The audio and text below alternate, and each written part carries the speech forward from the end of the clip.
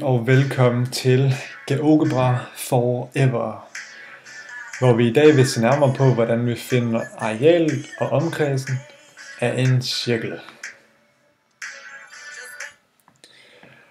Og det kan vi gøre ved at bruge vores cirkelværktøj, som der ligger heroppe. Når man klikker ned på den, så kan vi se, at der er to måder at gøre det på. To primære måder. Den ene det er cirkel ud fra centrum og punkt, og den anden det er cirkel ud fra centrum og radius. Vi kan prøve at tage den første. Hvis man klikker midt på et eller andet sted i GeoGebra, så kan man se, at vi kan selv trække den ud. Og ulempen med den her, det er, at vi ikke selv kan bestemme, hvor stor radius den bliver. Og i det her tilfælde, der vil vi gerne vide, hvor stor radius den er. Så vi kan lige slette den her igen. Og så kan vi gå op og finde den, der hedder cirkel ud fra centrum og radius.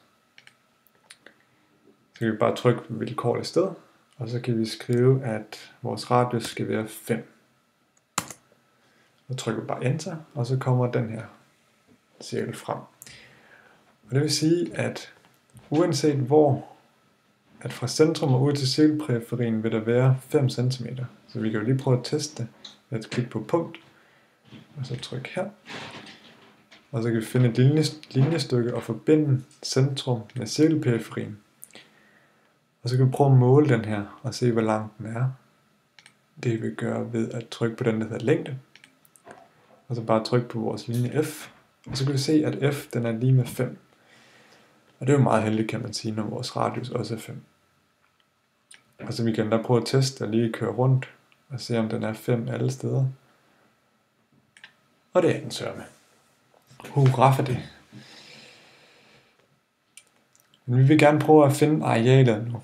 Og måden man finder arealet på en cirkel i GeoGebra, det er ved at klikke på den her op, og så trykke på den, der hedder areal. Og så klikker man simpelthen bare på selve cirklen. Og så finder den arealet. Vi kan se, at arealet af en cirkel med en radius på 5 er 78,54 cm. Og det er bare det.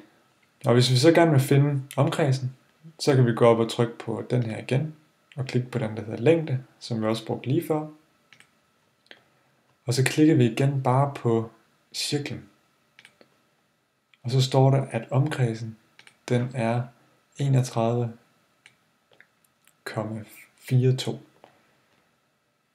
Og sådan finder man simpelthen bare arealet og omkredsen af en cirkel.